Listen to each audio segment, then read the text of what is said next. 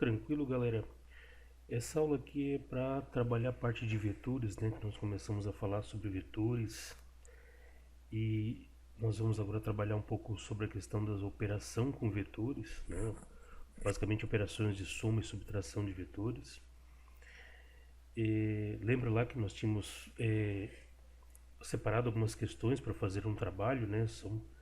E essa parte de vetores a gente vai trabalhar muito a partir de agora, tá? Então, assim, não é um assunto que se esgota no capítulo de vetores. Agora a gente está vendo apenas como se trabalha, né, vetor, assim, na questão da soma, soma de vetores colineares, soma de vetores em ângulo e tudo mais. Mas daqui para frente, o que a gente vê, a gente vai sempre levar em consideração as grandezas vetoriais, né? E a gente vai trabalhar sempre levando em conta a operação com vetores. Nós vamos trabalhar muito ali com soma de vetores lá na parte lá de dinâmica, né, nas leis de Newton. A gente vai ter que somar forças, tanto colineares como forças que vão estar em ângulo. Então, a partir de agora, então, a gente trabalha muito com essa ideia de vetores, com essa ideia de somar grandezas físicas, considerando-as como vetores, né? Então, e vetor o que que é? Vetor é uma ferramenta matemática, ele é um ente matemático, né? Utilizada para tratar as grandezas vetoriais. Então, o vetor é um elemento matemático que ele dá uma orientação espacial para as grandezas vetoriais. Então, a gente consegue caracterizar as grandezas vetoriais através desse ente matemático, desse elemento chamado vetor.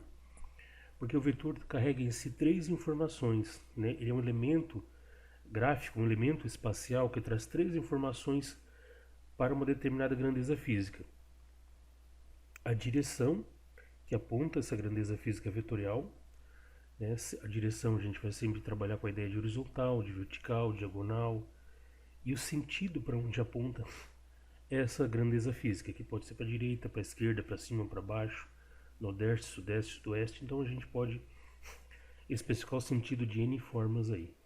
E a intensidade da grandeza física vai ser dada pelo comprimento do vetor, ou seja, pelo tamanho daquela flecha grande que representa o vetor.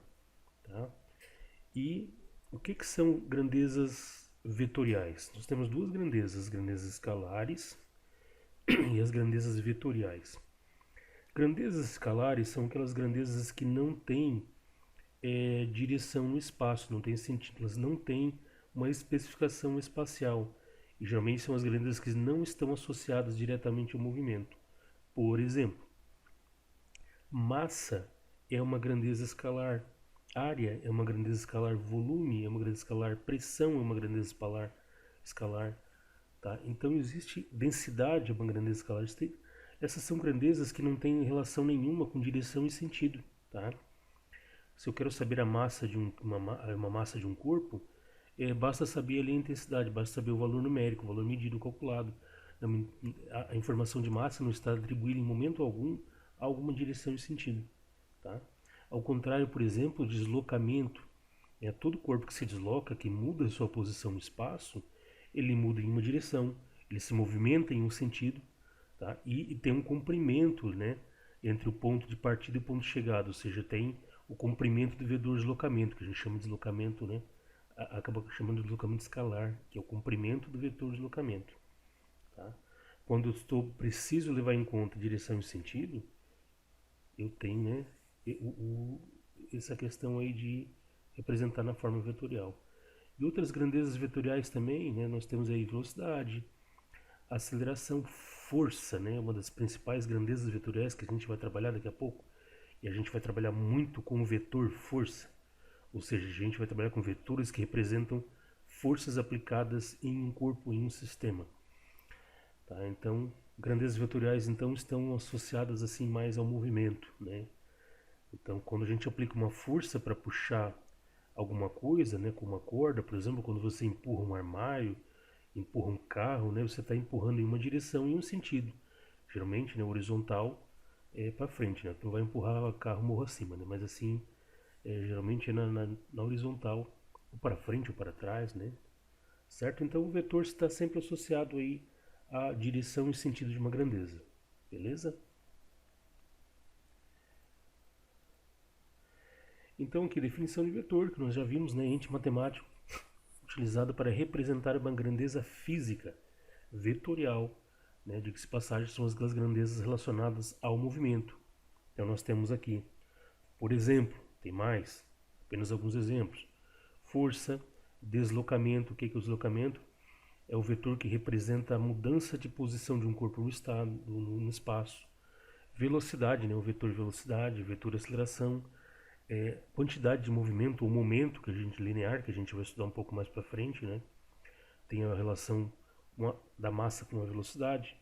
Campo elétrico também é vetorial, né? As linhas de força de um campo elétrico elas sempre apontam, né, para alguma direção no espaço, para alguma direção e sentido no espaço, né?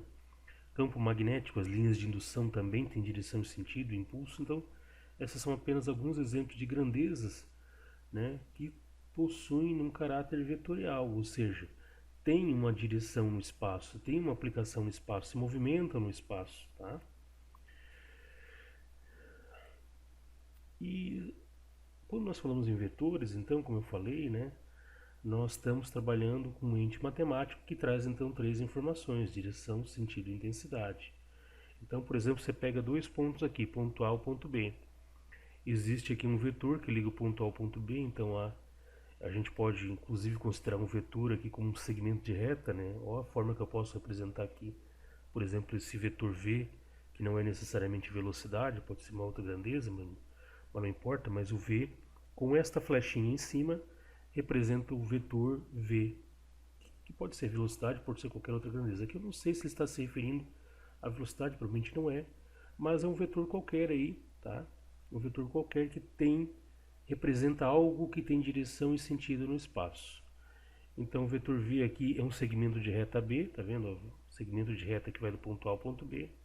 A direção é horizontal, sentido para a esquerda, sentido leste. E a intensidade, o que é? O tamanho do vetor. Então, a intensidade, o módulo do vetor, vai sempre representar o valor numérico. Inclusive, o módulo ou comprimento do vetor vai estar sempre associado ao valor numérico daquela grandeza física que ele representa. Tá? Então, se eu tenho o vetor velocidade, né, por exemplo, o vetor velocidade de módulo 10 metros por segundo, esse 10 metros por segundo, que representa o comprimento do vetor, é o valor numérico da velocidade que ele representa, tá? Certo? Então nós temos aqui, né, outra representação de vetor, sempre com uma flecha grande que indica a direção e sentido deste vetor, tá? O módulo ou intensidade, então, é o comprimento do vetor. Isso, né, lembra que lá utilizando o livro-texto a gente viu os exemplos de vetores sempre utilizando os quadrículos, né? Então facilita muito a medida dos comprimentos do vetor você usando os quadrículos, né? Então, direção é a reta infinita, né? A reta suporte onde o vetor está, o sentido é para onde aponta e o módulo ou intensidade é o comprimento deste vetor, tá? Essa flechinha em cima que apresenta em cima da letra que representa o vetor, e essa letra pode ser uma grandeza física, se for aplicação do vetor na física, se for aplicações vetoriais na matemática, pode ser qualquer outra letra, né? Não interessa, é o que representa o vetor. Esta flechinha em cima indica que essa grandeza, que esta letra é um vetor ou é vetorial. Ou seja, em grandezas físicas, por exemplo, se eu tiver o vetor velocidade, eu vou ter V com essa tracinha em cima, dizendo que aquela velocidade ali é vetorial, é uma grandeza vetorial. Tem direção? Tem. Todo corpo que se desloca com uma certa velocidade, ele se desloca em uma direção. Aumenta a sua velocidade, né? Aumenta a sua posição em uma direção. Tem sentido? Tem. Porque ou para a esquerda, ou para a direita, ou para cima, ou para baixo. E tem intensidade? Tem, né? Tem um valor numérico, não pode ser diferente de zero. Tá? Então nós temos essas características aí. E esse vetorzinho, não esquece, né? Ele é sempre para a direita. Ele está sempre posicionado pequenininho em cima da letra que representa o vetor ou grandeza física, tá? E é sempre para a direita. Ele não muda de sentido. O que muda de sentido é a flecha grande, né? A flecha que dá a intensidade, a direção e o sentido. Tá? Então nós temos aqui também um outro exemplo, né? Que indica aqui o vetor posição, né? O ponto de posição Então, do centro desse círculo até a borda existe um vetor de deslocamento dado pelo ponto, né, aqui, através de um ângulo, né? Então eu posso indicar esse sentido através de um ângulo, como nós vamos ver aí. E o ponto xy é o ponto onde termina o vetor. O vetor começa em 0, 0 e termina, né? Então o vetor tem essa coisa de matemática, né? De ligar pontos coordenados também, tá? Então quando nós estudamos vetores, só a ferramenta assim, da matemática, a gente representa vetor como uma semi-reta que liga dois pontos coordenados. Então a gente tem essa preocupação, né? Essa forma de trabalhar, né? Certo, pessoal? Outra coisa interessante também, aqui nós já estamos contando com o famoso quadrículo, né, que nos auxilia muito nas atividades de vetores. Então eu tenho um vetor aqui, olha só que interessante, eu tenho um vetor R. Por que que é um vetor R? Porque ele, tá vendo, tem um símbolozinho de vetor aqui, e ele tem uma orientação espacial. Por isso que o vetor é uma flecha, ele aponta para algum lugar, né? Não é à toa que ele tem uma cabecinha de flecha ali. É orientação espacial. Esse vetor ele tem uma direção? Tem uma direção, né, digamos assim, uma reta diagonal ou uma reta que faz 45 graus com a reta horizontal x, ou né, ordenada. Tá? E o sentido dele, ele aponta, né, no sentido nordeste, né, ou ele aponta para um sentido 45 graus, sentido nordeste, né, enfim, a especificação que aponta o sentido dele. E esse vetor ele tem um comprimento, porque ele tem um comprimento, porque no plano cartesiano ele é formado por dois pontos, o ponto coordenado 0, 0, então 0, 0, e o ponto coordenado 10, 9, né? 10 para x, ó, tá aqui embaixo 10 no ponto x, cruzou com 9 nos y, então esse ponto aqui, né, é o ponto 10, 9. Então se o corpo se movimenta daqui para cá, ele teria, por exemplo, esse vetor de deslocamento aqui, né? Ponto de partida, ponto de chegada. Então o vetor, né, matematicamente ele é formado por uma flecha que liga dois pontos coordenados. Então isso dá um comprimento para ele, né? Eu consigo achar um comprimento. E como que eu acharia o comprimento desse vetor? Não é contando quadrículos na diagonal, pelo amor de Deus, não vamos fazer isso, tá? Eu vou ter que usar o teorema de Pitágoras. Então aqui eu tenho um triângulo retângulo, né, cateto adjacente, cateto oposto. Aqui está o meu 90 graus. E usando o teorema de Pitágoras, eu consigo achar o comprimento, o módulo ou intensidade desse vetor. Tá? Então aqui está especificado, né? A direção é uma reta 45 graus na horizontal, certo? Uma reta que está inclinada a 45 graus em relação à horizontal, sentido sudeste, ó, sentido sudeste, nordeste, né? Sentido sudeste, mas sentido nordeste, né? O sentido sudeste seria se ele tivesse invertido aqui, né? Cruzado para o outro lado, né? No sentido nordeste. Aqui tem um errinho, tá, pessoal? E a intensidade é o comprimento desse vetor você utilizando o teorema de Pitágoras. Aí o teorema de Pitágoras vai ser o quê? Cateto adjacente ao quadrado mais cateto oposto ao quadrado, né? Cateto oposto ao quadrado mais cateto adjacente ao quadrado. Tira a raiz desses dois, tu acha o R. O R é a minha hipotenusa. Lembra lá, teorema de Pitágoras, hipotenusa ao quadrado é igual ao cateto adjacente ao quadrado mais o cateto oposto ao quadrado. Esse quadrado da hipotenusa passa para o outro lado e o cateto oposto ao quadrado mais o cateto adjacente ao quadrado fica sob a raiz, como aconteceu aqui. Né? Então, eu teria r ao quadrado igual a 10 ao quadrado mais 9 ao quadrado. Esse quadrado que está com r passa para o outro lado, cobrindo, né, o cateto adjacente e o cateto oposto que estão ao quadrado. Então, você chega, né, no resultado final ali, resolvendo essa operaçãozinha aqui. Certo? Então esse é o conceito de vetor. E nós temos uma outra situação aqui, né? O vetor, pessoal, eu posso representar ele, né, eu posso transladar, ou seja, eu posso movimentar o vetor de uma posição para outra, desde que eu não mude sua inclinação, eu não mude sua orientação espacial, tá? Então, por exemplo, eu peguei esse vetor aqui, ó, peguei esse vetor e arrastei ele para cima, né? É basicamente o mesmo vetor.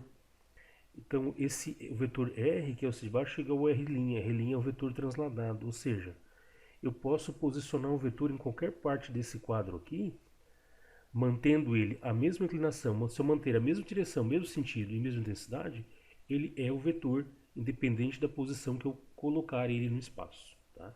A gente diz que o vetor ele é um elemento transladável, eu posso transladar. Então, o vetor azul nada mais é do que o vetor R transladado. Então, a gente costuma fazer isso. Por isso que muitas vezes eu posso representar o vetor velocidade em cima do corpo, na frente do corpo, atrás do corpo, embaixo do corpo, em qualquer lugar. Tá? Então, tem alguns detalhes matemáticos sobre operações vetoriais e sobre as representações de vetores que a gente não vai trabalhar. A gente vai mais utilizar mesmo, né, o vetor para representar uma grandeza física que tem direção e sentido, tem uma aplicação no espaço. Tá? Voltamos depois aí com a segunda parte, que seria a soma de vetores. Até mais. E aí, pessoal, continuando aí com soma de vetores, nós vamos focar agora, né, na primeira aulinha, nós focamos ali no conceito de vetor, as principais características de um vetor. Lembrando então que o vetor é um ente matemático, uma ferramenta matemática que caracteriza as grandezas vetoriais no espaço, né, indicando aí as suas direções, os seus sentidos, e também pelo comprimento dessa representação, pelo comprimento dessa flecha que representa o vetor, a intensidade, o valor numérico daquela grandeza física ali, certo? E para que na prática a gente representa grandezas vetoriais como por seus vetores, né, por esses entes matemáticos, é que grandezas vetoriais podem ser somadas, podem ser subtraídas, ou seja, a gente pode achar uma resultante de uma soma de vetores. Isso é muito importante lá por exemplo, na dinâmica, né, quando nós formos trabalhar com força resultante, ao aplicar a segunda lei de Newton, a gente vai trabalhar muito com a ideia de força, soma vetorial de forças, né? Então a gente acha a chamada força resultante, porque depois nós vamos ver lá na segunda lei de Newton que a força resultante será igual a massa vezes aceleração. Mas eu posso usar vetores para expressar a força, velocidade resultante, né?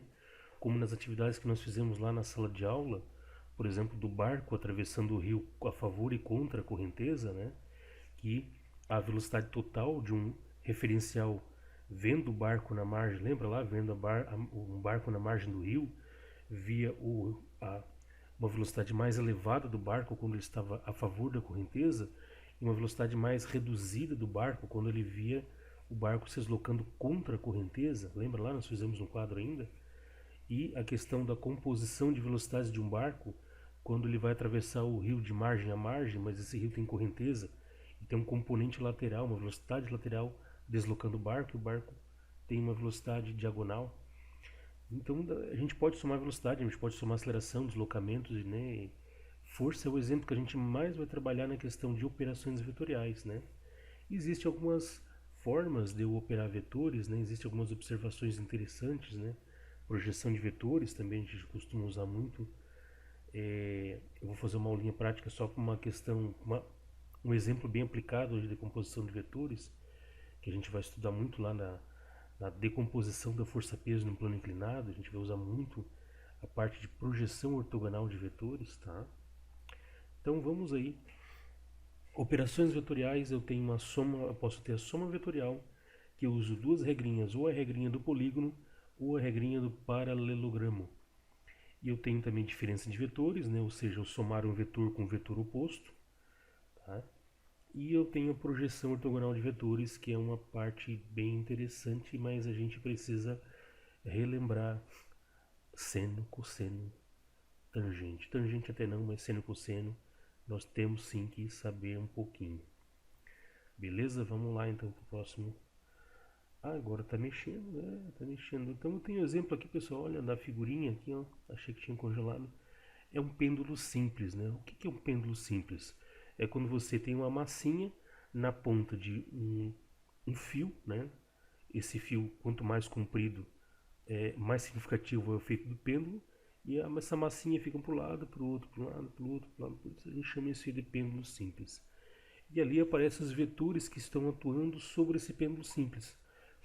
O vetor tensão no cabo, o vetor força que puxa, né, puxa a massinha para um lado para o outro. Esse vetor força é uma composição, é uma decomposição da força-peso e a força-peso para baixo. Né? Posso representar então as forças que atuam numa massa de um pêndulo simples de forma vetorial. Olha que legal ali, né? Tá vendo que o T e e o F, né, eles vão mudando o comprimento ali, né? Aquele é o vetor força e o vetor tensão. Eles vão mudando de comprimento porque ele vai aumentando, diminuindo. A força aumenta, diminui. A força é máxima quando o pêndulo, a massa está lá em cima, e a força é mínima quando ele está na altura mais baixa. É muito interessante isso aí, muito legal de analisar. Adição de vetores, pessoal, a regra do polígono está lá no nosso livro texto, na página 167 a 170, né, a 170. Deixa eu carregar todas as notações aqui, não, já foi demais.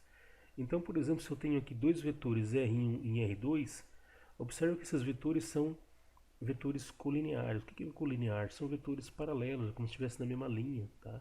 Eu posso, inclusive, desenhar um em cima do outro aqui, ó, não dá nada, não tem problema, eu posso transladar vetor, lembra? Então, eu tenho o R1 aqui, a intensidade, o módulo desse vetor é 2 unidades, e eu tenho R2, a intensidade, o módulo desse vetor é 3 unidades.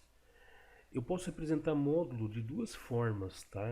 Salientar isso, porque uma hora vai aparecer de um tipo, uma hora vai aparecer de outra. Eu posso representar módulo de vetor assim, ou seja, a letra ou símbolo que representa o vetor sem a notaçãozinha vetorial em cima. Ou eu posso também representar vetor, módulo ou comprimento de vetor assim, usando as barrinhas, né? Não sei se vocês lembram lá da função módulo da matemática, né?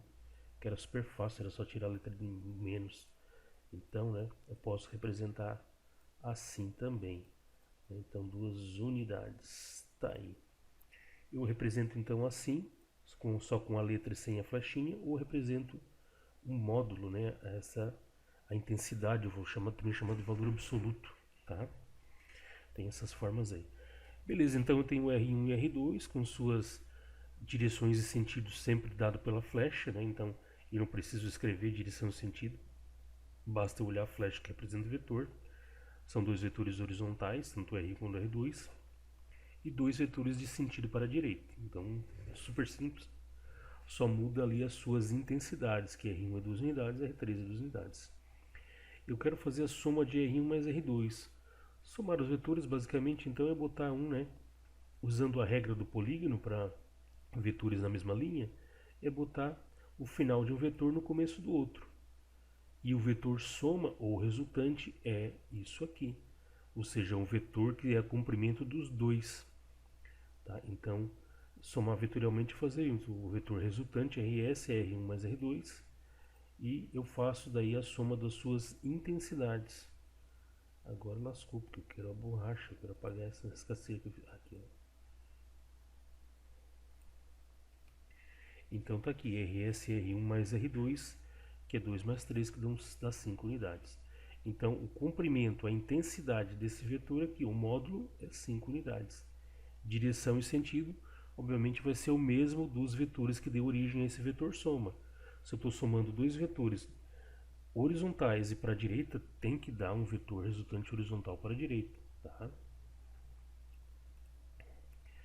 Agora, quando os vetores estão em ângulo, né? Então, olha só, eu quero somar esses dois vetores aqui. Eu quero somar esses dois vetores. O vetor soma de dois vetores que não estão na mesma linha, como neste caso aqui, eu tenho um vetor A e um vetor B, tá? Como é que eu sei o vetor A? O vetor A também, né? Tiro tudo aqui por cima, né? Usando Pitágoras, usando o teorema de Pitágoras. Então, se eu quiser achar o vetor comprimento do vetor B, eu tenho que considerar isso aqui hipotenusa e a parte de cima aqui, ó, um triângulo retângulo, aqui fechando um triângulo retângulo, ó, tá? Então é fácil. Usando quadrículo, é mamão com açúcar você achar o comprimento de qualquer vetor, né? Não tem galho. Né? Então, esse aqui representa o vetor soma. O vetor soma, nesse caso aqui, vai ser o vetor que liga o começo do vetor A com o final do vetor B. Então tá lá no teu livro lá, tá? Então a soma é A mais B. A intensidade do módulo, né? Agora esse vetor aqui, lembra? Pensa sempre agora como pensa em teorema de Pitágoras. Não tem mais escapatória aqui. Quando tem quadrículo é teorema de Pitágoras. Não tem escapatória. Então se eu fechar aqui, ó, eu vejo um triângulo retângulo. Então eu fecho aqui, claro, retinha, né? Coisa torta que eu fiz ali. Tá? Então aqui, 90 graus, um triângulo retângulo.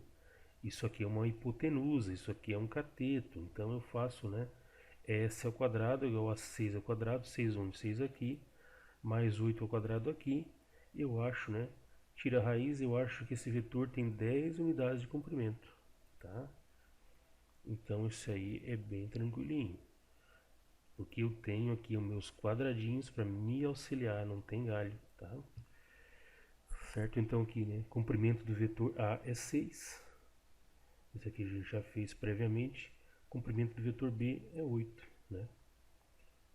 Então eu tenho, se eu tirar a teorema de Pitágoras aqui para achar B, assim como eu achei para S, eu vou achar que ele tem comprimento 8. Beleza? Então nessa situação, quando eu tenho vetores assim, eu tenho que procurar um vetor que feche o ponto de partida e o ponto de chegada. Fechando o ponto de partida e o ponto de chegada, este é a somatória, o vetor soma, o vetor resultante desses dois aqui. E para achar o comprimento desse vetor, quando eu tenho quadrículo, que facilita muito a minha vida, eu simplesmente uso o teorema de Pitágoras e é isso, meu amigo, não tem mais o que se enrolar. Tá? Aqui, né? E tem um programinha que a gente vai estudar aí num videozinho à parte, que ele também faz muito essa coisa de somar vetores, pessoal. Tá? Eu posso fazer soma vetorial, que é um programinha que a gente vai ver depois ali, a parte, tá? Um vídeo aula à parte aí sobre essa parte de soma de vetores aqui. É um programinha, né? Um software, um applet, na verdade, da Universidade do Colorado. E ele permite soma de vetores colineares, tanto usando a regra do paralelogramo quanto a regra do polígono. Tá? Então, no caso aqui, ele usou a regra do polígono e achou o vetor resultante. Tá? Esse programinha, então, a gente vai fazer algumas atividades, né? Vamos dar uma explorada nele daqui a pouco, bem legal.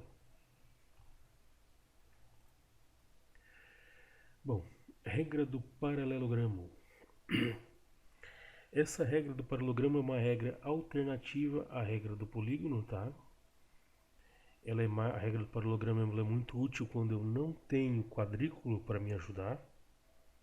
Não tenho quadrículo para me ajudar. E nessa regra eu consigo conectar os dois inícios de vetor. E fica mais fácil para mim conectar. Eu posso cruzar aqui, também posso resolver pela regra do polígono, até também posso, né? Mas fica um pouquinho mais confuso. É uma regra alternativa, tá? Eu posso usar tanto uma como outra, depende dos recursos que eu tenho para achar no final a soma vetorial, tá? Então nessa regra aqui o que eu vou fazer? Eu quero somar esse vetor com esse vetor A com esse vetor B. Eu junto, né? Quando eu tenho essa situação aqui em dois vetores com os inícios próximos, eu junto esses vetores. Se eu quisesse somar na regra do polígono, eu pegaria esse vetor, levaria lá para cima, né? Ele tem intensidade 5, eu botaria aqui em cima e fecharia aqui, né? Ia fechar aqui e também ia dar a mesma coisa. Então eu posso usar a regra anterior do polígono? Posso, sem problema. Tá? Bastaria eu transladar esse vetor aqui para cima. Eu transladaria esse vetor B para cá, 1, 3, 4, 5. Botaria aqui, aqui o meu vetor B, né? E fecharia aqui o vetor soma. Ui, vetor mais torto, meu Deus do céu. Vou achar aqui o vetor soma. Misericórdia, agora me esperei. Tá? E contaria aqui também, né? Acharia aqui, ó, o teorema de Pitágoras, pá.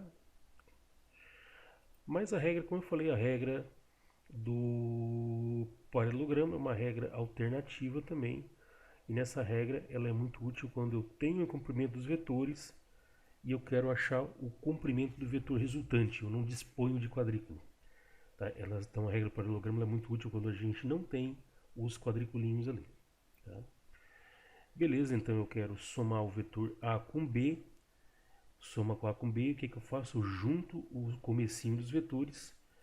E o que eu faço agora? Lá em cima eu traço uma linha do comprimento do vetor B.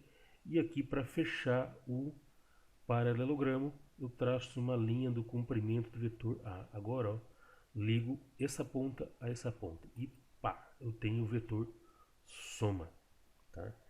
Também eu posso achar o vetor soma usando aqui teorema de Pitágoras, olha só. Quadrículo é mamão com açúcar, não tem erro. Tá? Vai fazer operação vetorial sem quadrículo para te ver. Então aqui, né, ó, fecha o triângulo retângulo. Só para quem está meio viajando aqui, ó. Esse eu quero achar o comprimento desse vetor S. Eu posso, ó, triângulo retângulo, teorema de Pitágoras na veia e corre, vai para braço e acha fácil. Deixa eu apagar.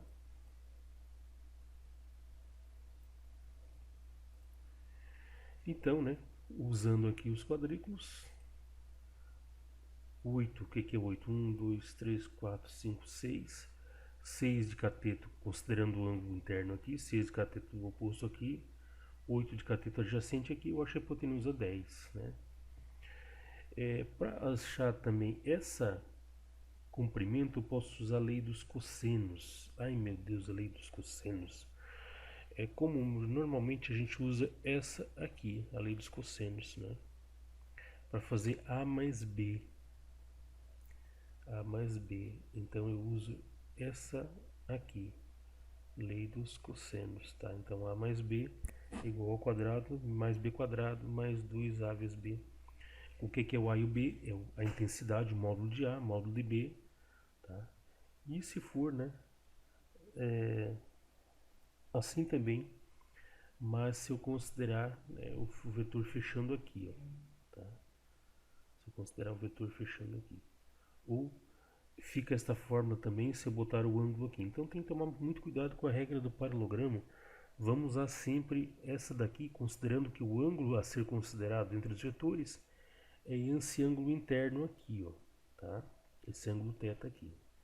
Porque se eu considerar outros ângulos, aí já fica mais confusa a coisa. Beleza? Pessoal, diferença de vetores. Diferença de vetores nada mais é do que uma soma de vetores, tá? Só que quando eu faço a diferença de vetor, eu vou ter que rodar o vetor, eu vou ter que fazer o oposto. Vou ter que mudar a direção, mudar o sentido do vetor. Então, o vetor oposto é o vetor de sentido oposto. Tá? Então, presta bem atenção, saca bem aqui. Eu quero fazer A mais B. Tá aqui meu vetor A, tá aqui o meu vetor B, tá aqui os vetorzinhos jogados no espaço, jogado em cima, né, de um espaço quadriculado, né, para salvar a vida. E eu quero fazer A mais B, olha só. Então, o vetor A, tá vendo? Ó, mesma posiçãozinha, mesma posição. E o vetor B, pessoal, como é menos B, então eu vou fazer o que? Eu vou girar o vetor, tá vendo? O vetor rodou, ele foi para o lado oposto, ó. E eu uso a regrinha aqui do... Estou usando a regra do paralelogramo, né? É para fazer essa soma aqui, tá? Então, aqui para o próximo. Então, deu essa, né? O vetor resultante deu esse, tá? Deu esse aqui. Se eu quisesse fazer a regra, na verdade aqui eu usei a regra do paralelogramo, não foi a regra do polígono, né? Então, se eu quisesse fazer a soma pela regra do polígono, eu teria que pegar esse vetor e botar aqui e depois ligar aqui. Ia dar a mesma coisa, ia dar eles por elas, tá? Certo? Mas só sacar que quando eu trato de diferença de vetores, né? Um vetor subtraindo o vetor do outro, o menos na frente do vetor faz o vetor, ó, girar, trocar de sentido. Então, eu quero fazer A menos B, eu pego A menos B, eu pego o vetor B e giro ele, tá? Eu não tenho o vetor menos B aqui, mas eu tenho B, então menos B simplesmente eu girar o vetor B, tá? Então eu até botei aqui, ó, soma desse vetor E menos B é o A mais menos B, aqui era o A mais menos B, tá? Aqui é o E menos B, ou seja, o E mais menos B. Bom, o legal é que os vetores, né, B e E são vetores horizontais, né? Então o que eu fiz? Ó, vetor E, vetor B aqui 3, só que é 3 apontando para o outro lado, 3 apontando para o outro lado, tá vendo? Ó? Aqui ele aponta para a direita, aqui ele aponta para a esquerda e resulta, opa, agora um vetor come o outro, não soma mais, não acrescenta mais, agora um come o outro. Ó, e o vetor diferença vai ser simplesmente apagando do vetor E o comprimento equivalente a B. Olha o que sobra, olha que legal. Então tu desconta isso aqui, ó, apaga isso aqui, né? Então o vetor B oposto come um pedaço do vetor E. E por que o resultante dá para a direita? Porque o vetor maior é para a direita, né? O vetor E, que é um vetor mais intenso, é para a direita. Então o resultante tem que dar para a direita, tá? Então isso é um exemplo de diferença de vetores usando tanto regrinha, né, de polígono como regrinha de paralelogramo, tá? Então essa aí está na página 176. Eu quero que vocês façam aquelas atividades que eu passei para vocês entregarem como trabalhinho sobre vetores e não fique preocupado que vetor vai vir muita coisa pela frente. A gente vai sempre trabalhar meio que com uma ideia de vetores agora. Fica frio, tá? Resolução da atividade, vamos praticar 4, lá da página 175. Eu tenho aqui, tenho que fazer uma soma de vetores pela regra do paralelogramo. Olha só, nessa atividade cujo cabeçalho eu não pus aqui, eu tenho uma massa, né, e ela é puxada por duas forças. Então olha bem o tipo de atividade que a gente vai fazer depois, lá quando chegar em força resultante, a gente começar a trabalhar com segunda lei de Newton, né, com primeira, segunda e terceira lei de Newton. Eu tenho aqui então uma massa que é puxada por duas forças e o ângulo entre elas é 37. Eu quero saber o que resulta dessas duas forças aqui. Usando a regra do paralelogramo, então eu trago uma linha, faço uma linha tracejada do comprimento de F2 aqui em cima e faço uma linha tracejada aqui do comprimento de F1 aqui nesta diagonal e ligo esse ponto de conexão dos dois vetores a o ponto de conexão das linhas tracejadas e pau, tá lá a força resultante, bonita com sua direção e sentido apontada no espaço. Mas quanto que vale esse módulo aqui? Força resultante F1 mais F2, certo? Mas para somar isso eu vou usar aqui, né, a lei dos cossenos. Então eu faço F1 2 ao quadrado mais F2 2 ao quadrado, 2F1 vai F2, cosseno 37. Né, botando os valores ali, ó. Aqui eu não especifiquei, mas já foi dado, né? Eu sei que F1 vale 20 newtons e que F2 vale 10 newtons. Esses valores estão no cabeçalho do problema. Então olha lá o problema da página 175, seção vamos praticar 4, atividade 4 vamos praticar, e tem lá um probleminha onde é especificado, onde é dado a intensidade do vetor F1, a intensidade desta força em newtons e a intensidade desta força F2 em newtons. Resolvendo, dá 28,6 newtons como está no gabarito. Joia? Diferença de vetores, né? Eu tenho uma outra forma de fazer a diferença de vetores que são não colineares, né? Então eu uso esta, boto menos, né? Então quando tem diferença de vetores eu boto menos aqui pela regrinha ali do paralelogramo, tá? Certo, pessoal, voltamos daqui a pouco aí com projeções ortogonais, é muito importante a aplicação de vetores. Projeções ortogonais a gente vai trabalhar e usar bastante. Tá?